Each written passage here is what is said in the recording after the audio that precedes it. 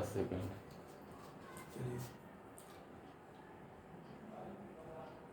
Hello friends, good evening. कैसे हैं आप लोग? अच्छे होंगे। कल का लेक्चर हमने देखा था, प्रीवियस लेक्चर क्या, expansion of polity in British rule, British Bharat में राज व्यवस्था का प्रसार। ठीक है, हमारा जो संसद से टॉपिक छूटा हुआ था, संसद के पीठासीन अधिकारी, ठीक है, प्रिसाइडिंग ऑफिसर ऑफ पार्लियामेंट, इसको आज हम लोग पूरा करेंगे। ज़्यादा नहीं है इसमें, 6-7 आर्टिकल्स हैं। ओके, तो आज हम देखेंगे क्या, संसद के पीठासीन अधिकारी।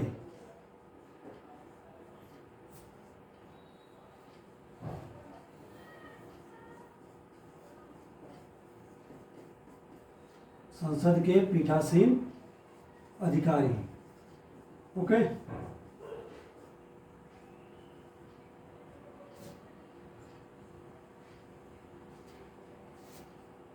इंग्लिश भी लिख देते हैं।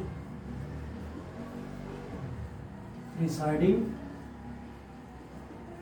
Officer of parliament.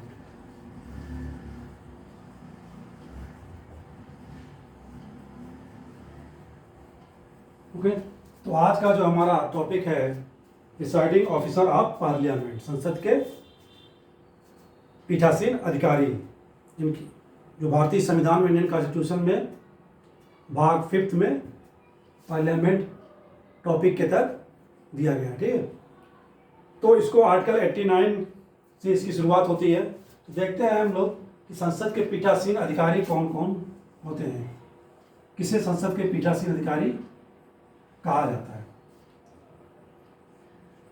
हमारी संसद है पार्लियामेंट, इसके बोथ हाउसेस हैं, 2 हाउस हैं, 2 सदन हैं, जो हम पहले देख चुके हैं। ठीक है, फर्स्ट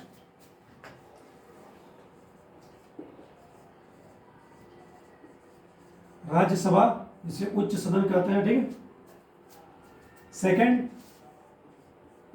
लोकसभा। तो जो पीठासीन अधिकारी होंगे इसी दोनों हाउसेज में होंगे, ठीक है, सदन में। तो राज्यसभा के पीठासीन अधिकारी कौन होता है? Vice president of India. ठीक है, जो क्या होता है, पदेन, मतलब पद धारण करते ही उपराष्ट्रपति का वो ऑलरेडी क्या हो जाएगा, राज्यसभा का सभापति भी नियुक्त हो जाएगा। ठीक है, तो उसको बोलते हैं क्या, सभापति।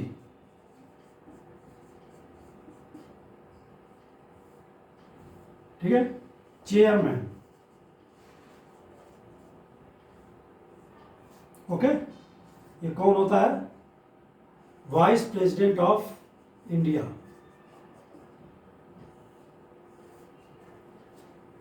ओके, नेक्स्ट हमारा जो है, राज्यसभा में एक उपसभापति भी होगा।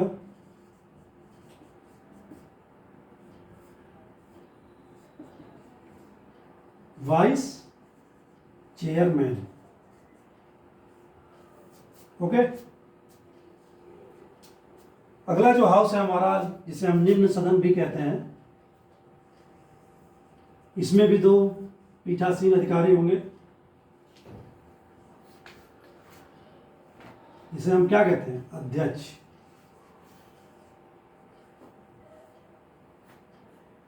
यानी प्रेसिडेंट।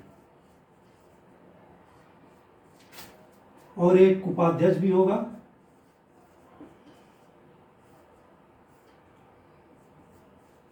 Deputy president.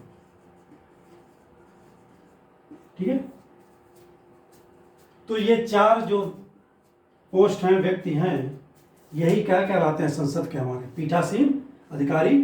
राज्यसभा में सभापति, उपसभापति, लोकसभा में अध्यक्ष और उपाध्यक्ष। तो इनके बारे में जो प्रोविजंस कॉन्स्टिट्यूशन में किए गए हैं, आर्टिकल 89 से शुरू होगा आपका और 97 तक जाएगा। और एक आर्टिकल है 98, जिसमें क्या बात करते हैं, संसद के सचिवालय की बात की गई है। उसे भी देखेंगे कौन होता है उसका सचिव या महासचिव। ठीक है,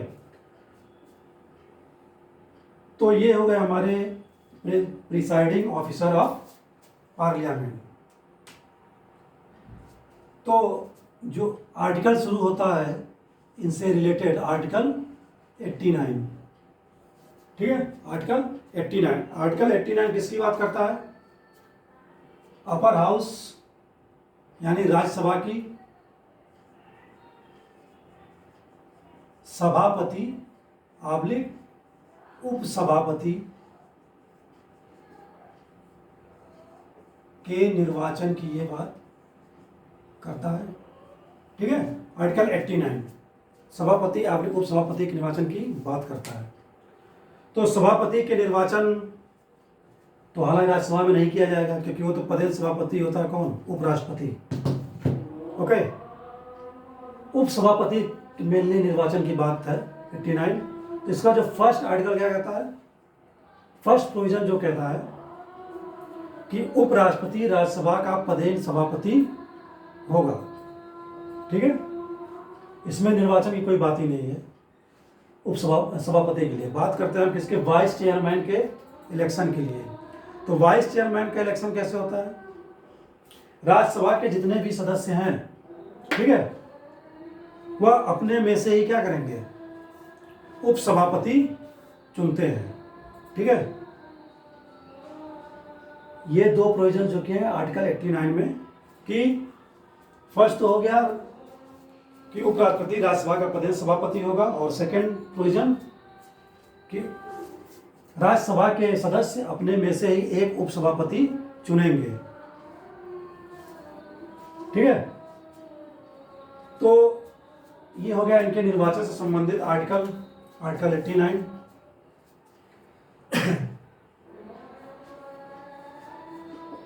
आर्टिकल 90 में क्या प्रोविजंस हैं? उपसभापति के पद का रिक्त होना, पद से हटाया जाना या त्याग पत्र का, ठीक है। मेनली ये उपसभापति की बात कर रहा है, ना कि सभापति की। पद रिक्त होना, पद त्याग और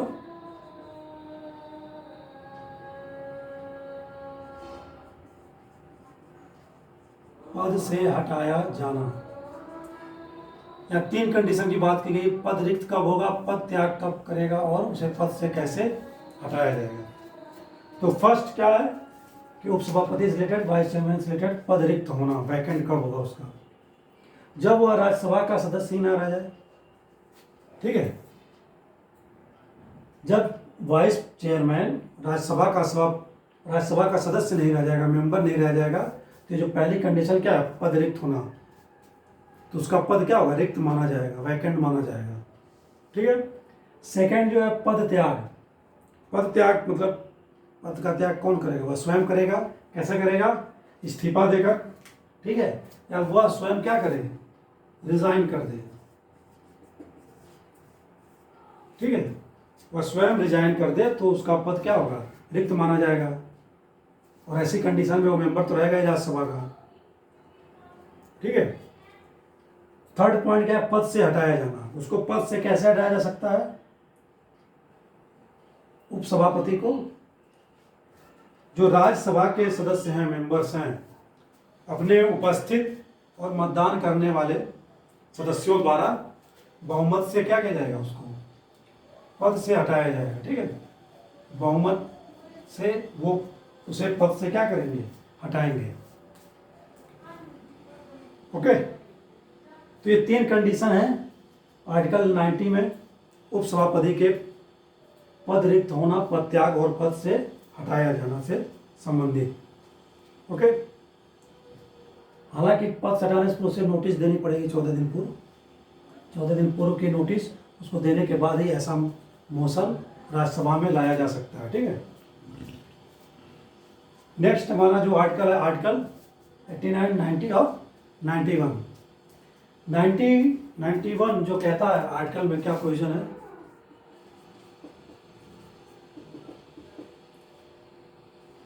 उपसभापति के कर्तव्य की बात की गई है इसमें, उसके क्या ड्यूटीज होंगी।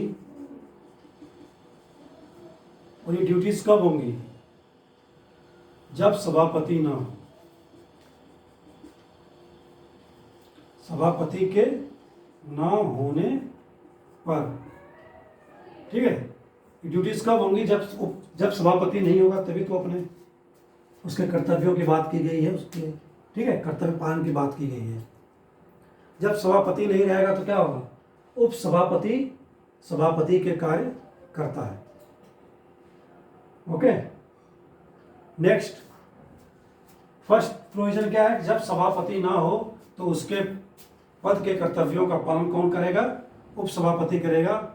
सेकंड, अगर बैठक हो रही है और वह क्या है, सभापति अनुपस्थित है, तो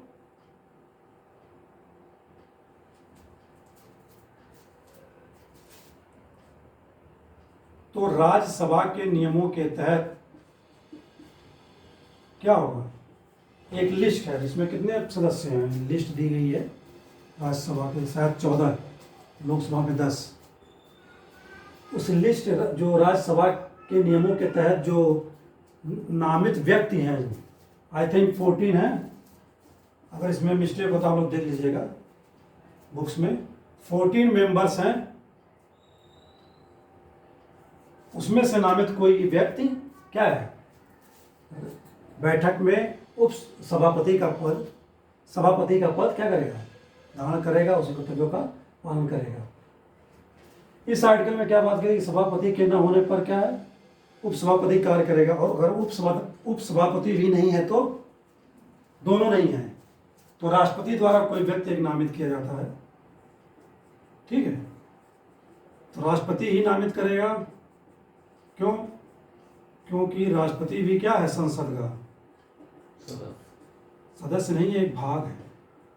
सदस्य कहाँ है? उससे मिलकर संसद गठित हुई है, ठीक है। तो राष्ट्रपति क्या करता है? ऐसे दोनों के ना होने पर, सभापति और वाइस चेयरमैन के ना होने पर, किसी व्यक्ति को वह क्या करेगा? नामित कर सकता है बैठक को संचालित करने के लिए। और इसमें क्या है कि बैठक के दौरान अगर दोनों नहीं है तो राज्यसभा के नियम है कि उसमें कुछ 14 लोगों का नाम नामित होता है, ठीक है। उनमें से कोई एक व्यक्ति क्या करेगा? राज्यसभा की सभापति का कार्य करेगा। ओके, तो हमने देख लिया आर्टिकल 89, 90 और 91। नेक्स्ट आर्टिकल है क्या? अविश्वास प्रस्ताव लाया जाएगा। इसके खिलाफ लोकसभा मिनिस्टर्स, वो अविश्वास प्रस्ताव नहीं है मंत्रि परिषद के विरुद्ध। ये अविश्वास प्रस्ताव आप किसके बारे में पढ़ रहे हैं? संसद के पीठासीन अधिकारी ना। तो अभी राज्यसभा की बात कर रहे हैं तो सभापति के खिलाफ लाई जाएगी ना, ठीक है। सभापति के विरुद्ध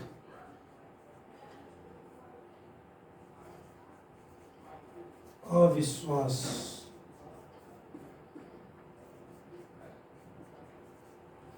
तो आर्टिकल 92 में क्या बात की गई है, क्या प्रोविजन दिया गया है कि सभापति के विरुद्ध अविश्वास प्रस्ताव, ठीक है, जब लाया जाएगा तो ऐसे में क्या कंडीशन होंगी, क्या सभापति के सामने क्या क्या प्रावधान होंगे कार्य करने के या ना करने के, ठीक है। तो जब कभी सभापति के विरुद्ध या चेयरमैन के विरुद्ध अविश्वास प्रस्ताव लाया जाता है, ठीक है, तो ऐसे में क्या होता है? वह सभापति का पद धारण नहीं करता। पहला प्रोविजन यह है कि वह सभापति नहीं रहेगा।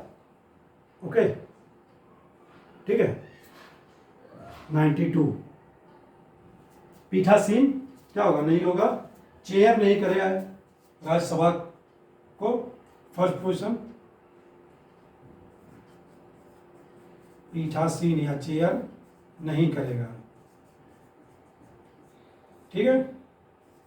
सेकंड पोजीशन है कि वह क्या राज्यसभा में, सदन में क्या होगा? बैठक में भाग ले सकेगा। ओके, भाग ले सकता है बैठक में।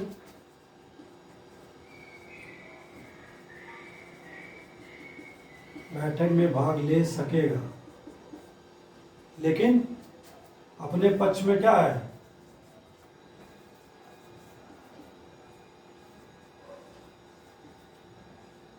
वोट दे सकता है? नहीं, वोट नहीं दे सकता। क्यों? क्योंकि वो आरएस का मेंबर नहीं है, राज्यसभा का मेंबर नहीं है। वो एक क्या है, वाइस प्रेसिडेंट ऑफ इंडिया है और पदेन सभापति का पद धारण करता है। ठीक है, वो अपने पक्ष में वोट या मत नहीं दे सकता।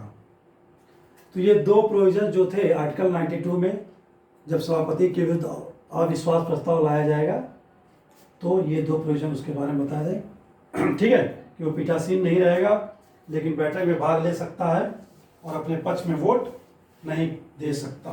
ठीक है, तो ये प्रोविजन हो गए 89, 90, 91, 92। ठीक है, किससे संबंधित? राज्यसभा के सभापति और उपसभापति के प्रति। अगला हम देखें किसके, प्रेसिडेंट और डिप्टी प्रेसिडेंट लोकसभा।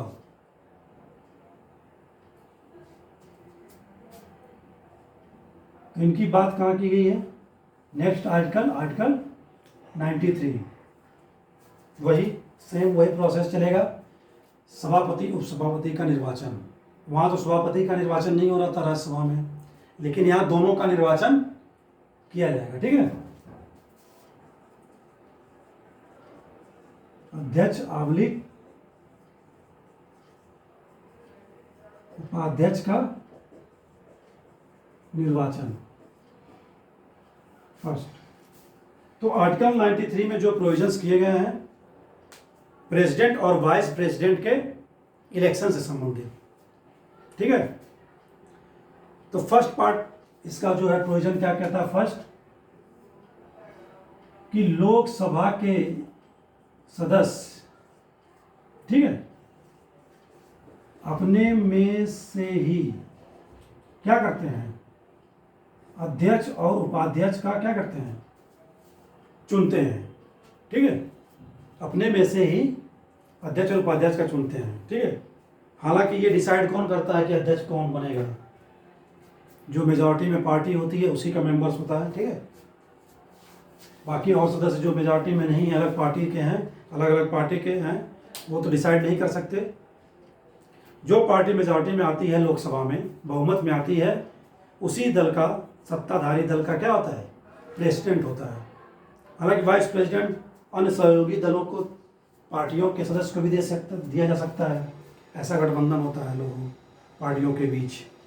ठीक है, तो जो मेनली अध्यक्ष होता है वो सत्ताधारी दल का होता है, जिसको हाईकमान पार्टी का नेता क्या है? चुनता है लोकसभा अध्यक्ष के लिए। ठीक है, हालांकि अध्यक्ष के चुनाव की तारीख कौन निर्धारित करता है?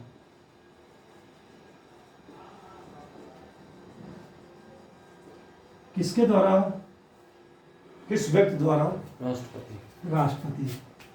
ठीक है, फिर वही बात, राष्ट्रपति क्यों करता है? क्योंकि वो संसद का क्या है? एक पार्ट है। ओके, और अध्यक्ष के, उपाध्यक्ष के चुनाव की तारीख कौन डिसाइड करेगा? अध्यक्ष। जब ये चुन लिया जाएगा अध्यक्ष, तो वह क्या करेगा?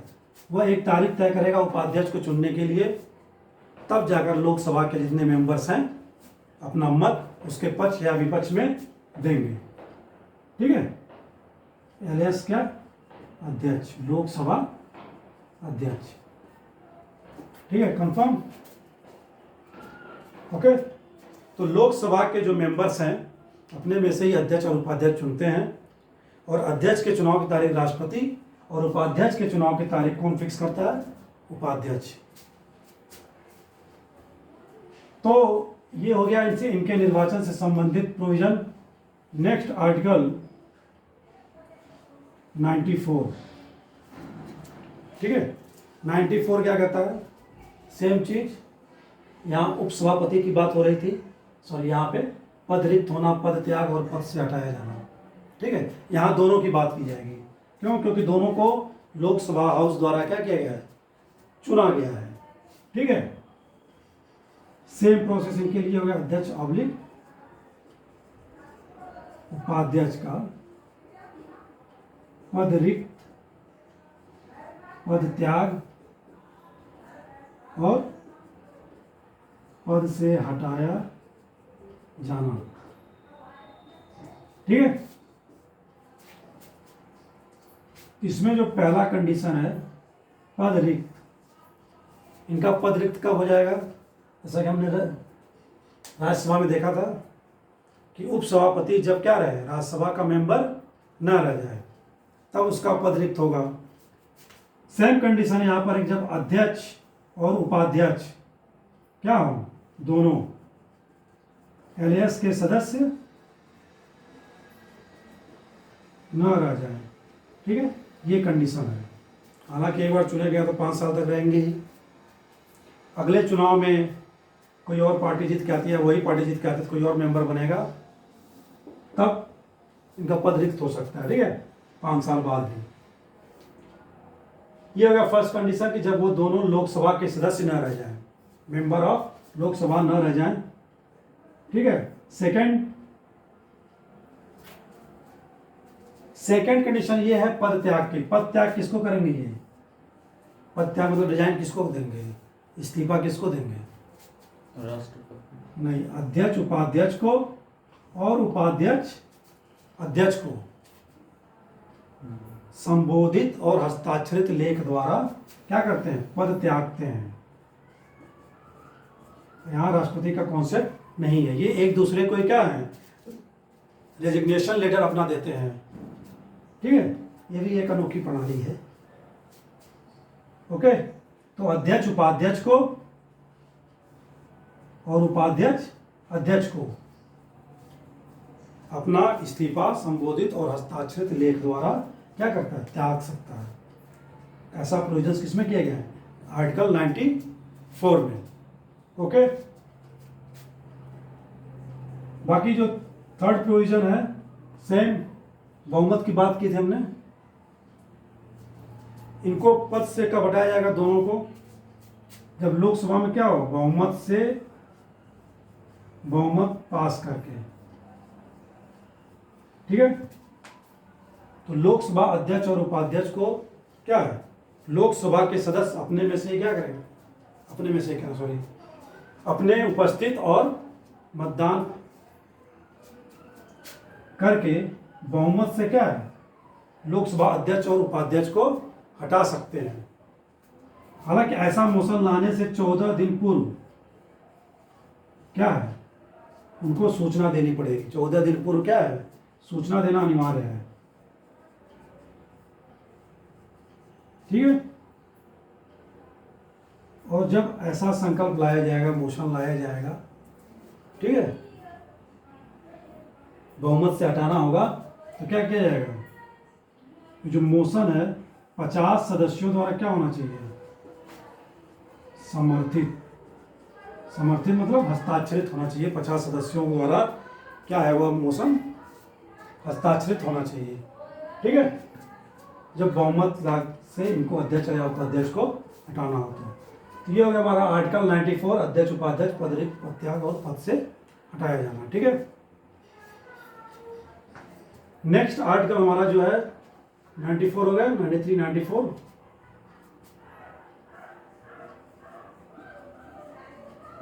आर्टिकल 95। आर्टिकल 95 में क्या प्रोविजन है? कर्तव्य की बात की गई, सेम है क्या, उपसभापति का जो कर्तव्य है। यहाँ क्या बात की गई? उपाध्यक्ष।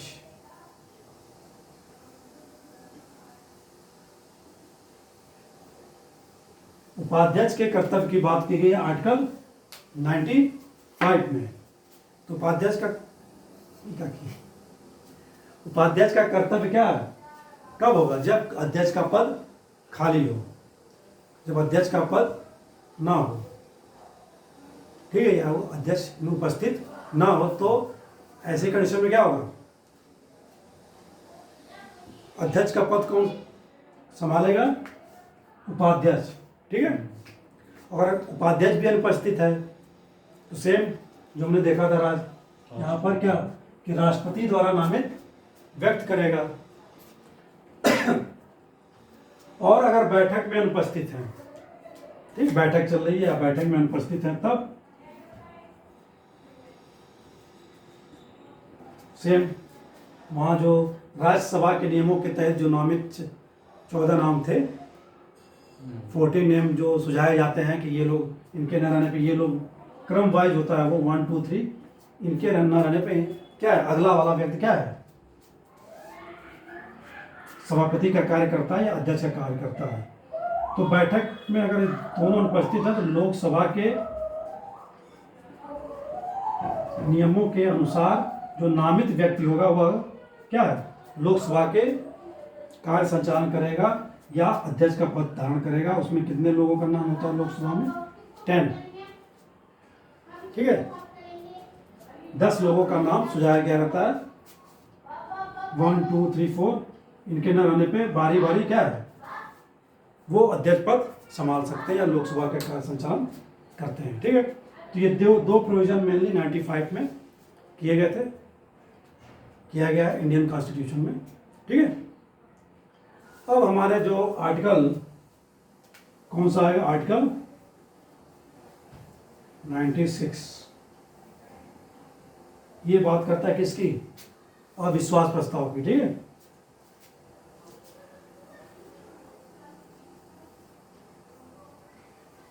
अध्यक्ष के विरुद्ध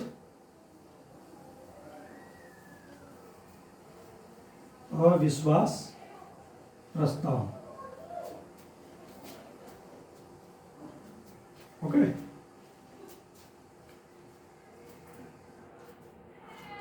तो अध्यक्ष के विरुद्ध अविश्वास प्रस्ताव जब लाया जाएगा तो क्या होगा, हमने देखा था कहाँ है, राज्यसभा पद सभापति में पीठासीन नहीं रहेगा, ठीक है। तो सेम एज यहां भी वही होगा, क्या होगा, पीठासीन नहीं होगा, कौन, अध्यक्ष, ओके। जब अध्यक्ष के विरुद्ध, प्रेसिडेंट के विरुद्ध अविश्वास प्रस्ताव लाया जाएगा तो क्या होगा, प्रेसिडेंट क्या है, पीठासीन नहीं होगा, ठीक है, चेयर नहीं करेगा लोकसभा को, पहला कंडीशन। सेकंड कंडीशन जो इसमें बात की गई, पीठासीन तो नहीं होगा, लेकिन जो आर्टिकल 100 में जो उसको पावर दिए गए हैं उसका प्रथमता प्रयोग नहीं करेगा। आर्टिकल 100 में क्या है, निर्णायक मत का प्रयोग करता है ना वो, बराबर की स्थिति होने पर लोकसभा में, हाउस में किसी मुद्दे पर बराबर की स्थिति होने पर क्या करता है, अपना निर्णायक मत देता है, ठीक है, निर्णायक मत देता है। तो आर्टिकल 100 के थ्रू जो उसको पावर दिए गए हैं उसका वह प्रयोग नहीं करेगा, निर्णायक मत नहीं दे सकता अगर वो पीठासीन अधिकारी नहीं है तो, ठीक है। लेकिन बहस में क्या है, बहस में भाग लेगा, क्योंकि वो क्या है, मेंबर ऑफ लोकसभा है, बहस में भाग लेगा, बोलेगा भी, बोल भी सकता है, ठीक है, और मत भी दे सकता है, ठीक है, वोट भी कर सकता है। क्यों, क्योंकि वो मेंबर ऑफ लोकसभा है। एज ए सदस्य वो क्या करेगा, अपना वोट देगा, लेकिन वह निर्णायक मत नहीं दे सकता। जब उसके खिलाफ क्या लाया जाए, अविश्वास प्रस्ताव लाया जाए तो, लोकसभा में अविश्वास प्रस्ताव लाया गया तो, और अविश्वास प्रस्ताव लाने से पहले उसको क्या है, 14 डेज बिफोर, 14 डेज उसको क्या किया जाएगा, सूचित किया जाएगा, सूचना दी जाएगी लिखित रूप में कि आपके खिलाफ क्या है, अविश्वास प्रस्ताव लाया जाएगा। 14 दिन पूर्व उसको क्या है, सूचना देनी पड़ेगी, ठीक है। ये हो गया आर्टिकल 96। 97 वेतन भत्ते की बात करता है, ठीक है। क्या प्रोविजन किया गया आर्टिकल 97 में, तो इनके वेतन भत्तों का निर्धारण कौन करता है, पार्लियामेंट, संसद। तो जो संसद के पीठासीन अधिकारी हैं, प्रिसाइडिंग अफसर ऑफ पार्लियामेंट है, ये वेतन भत्ते का निर्धारण कौन करता है, संसद, ठीक है। सैलरी और अलाउंसेंस का, इसका निर्धारण संसद द्वारा। और अगर संसद ऐसा नहीं करती है तो जो दूसरी अनुसूची में सेकंड शेड्यूल में इनके लिए क्या है, वेतन भत्तों की बात की गई है, ठीक है, उसके अनुसार ये पाने के क्या होंगे, हकदार होंगे, ठीक है। ओके, तो ये दो प्रोविजंस किए गए 97 में वेतन भत्तों को लेकर, संसद द्वारा वेतन भत्तों का निर्धारण, और सेकेंड शेड्यूल के तहत उनको वेतन भत्ते और परिलब्धियां, जो उनकी उपलब्धियां हैं, उनको क्या होंगी, प्राप्त होंगी। लास्ट इसमें जो 98 आर्टिकल 98 संसद के सचिवालय की बात करता है, ठीक है। आर्टिकल 98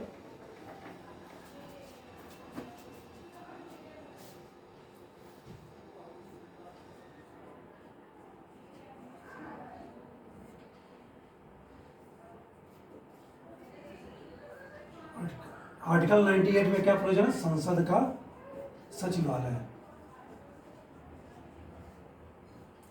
संसद का सचिवालय दोनों हाउसेज में होगा, ठीक है, राज्यसभा और लोकसभा में, ठीक है। तो संसद का सचिवालय क्यों बनाया गया है, रीजन होगा, ठीक है। तो इसका जो मुखिया होता है संसद के सचिवालय का, कौन क्या कहलाता है, वह महासचिव, ठीक है।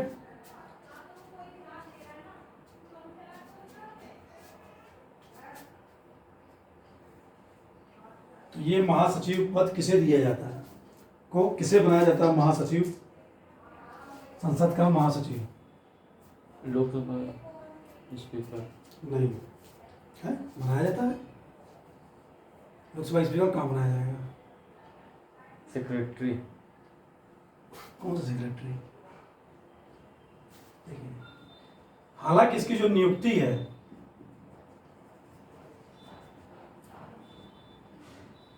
लोकसभा अध्यक्ष करता है, ठीक है, ओके।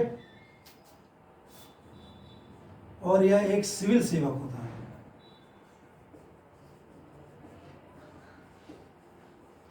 सिविल सेवक मतलब आईएएस अधिकारी, ठीक है, यह एक सिविल सेवक होता है, ओके। इसका जो मुख्य कार्य है, मेन कार्य जो इसका है,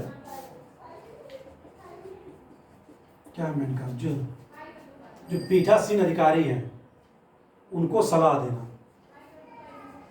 ठीक है। प्रिसाइडिंग जो ऑफिसर हैं उनको क्या करता है, पीठासीन अधिकारियों को, बोथ हाउसेज में एक एक महासचिव होंगे,